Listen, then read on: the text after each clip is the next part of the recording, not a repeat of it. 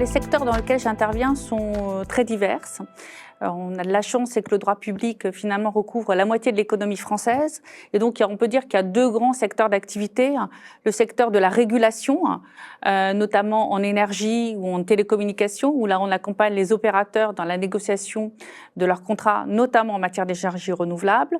Et puis le secteur des infrastructures, avec essentiellement deux pôles, les infrastructures de transport, donc ce sont les ports, les aéroports, les autoroutes, et le secteur des réseaux, les réseaux de chaleur, les réseaux de très haut débit. Et donc on accompagne les opérateurs dans la négociation de leurs contrats dans ces domaines.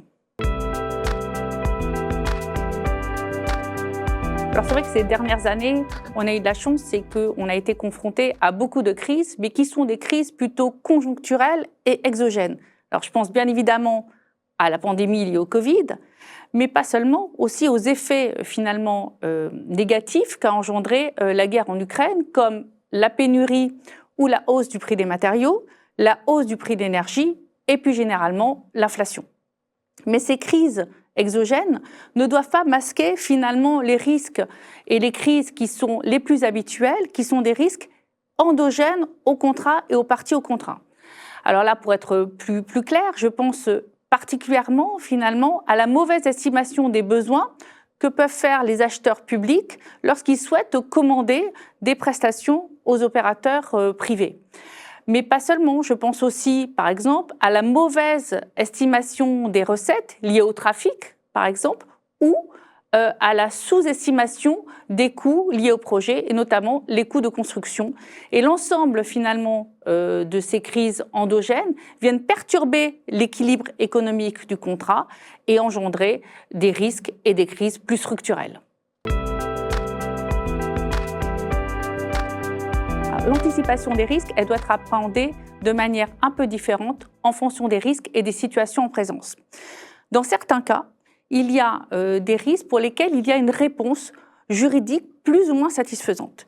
Et là, tout notre travail, ça va être d'accompagner notre client pour essayer de préciser et de clarifier cette réponse juridique déjà existante.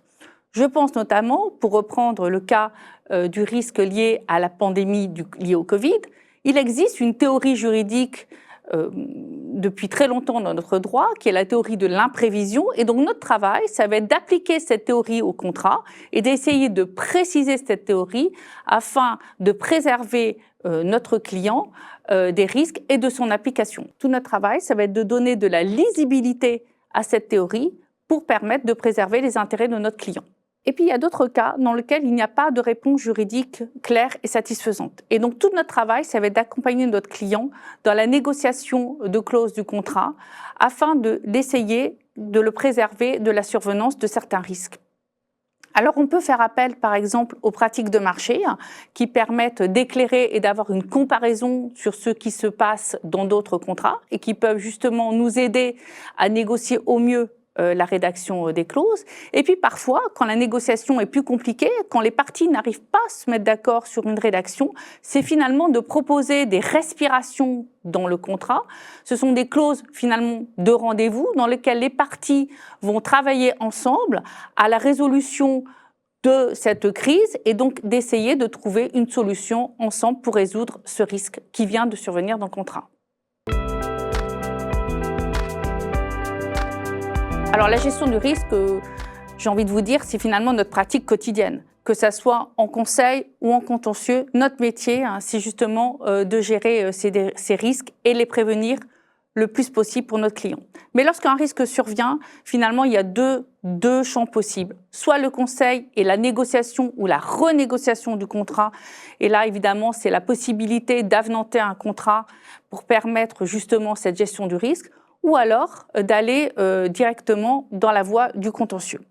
Et là, évidemment, on peut aussi proposer à notre client des solutions de règlement amiable de litige qui lui permettent souvent d'aller plus vite, d'être un accélérateur finalement de sortie de crise. Et il nous semble que cette voie permet de gérer certains risques de manière beaucoup plus opportune et beaucoup plus facile pour nos clients.